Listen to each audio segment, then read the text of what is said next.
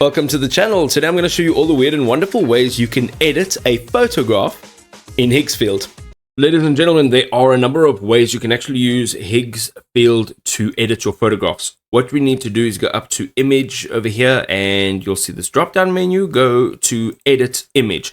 Now on the left hand side you will see a gallery or a strip of all the images that you have produced within Higgsfield. If you don't want to use one of those, you can actually upload a new image. So let's go ahead and click on the plus icon here. Once it is uploaded, you will see your images here and you will see that there are a few things you can do. Now, if you are using the Soul in Paint, then you are going to paint where you would like to, or mark where you would like to change. So for example, if I had to paint some glasses here and say, add some glasses to my face, we can do that. You can also turn this into a video. You can add a prompt here, or you can make it speak. But if you click on this button over here, you can add a product. So here you can just add products and use that in paint option. There's a banana placement here, so you can add products by in painting. Then also the nano banana edit. This is a visual editor.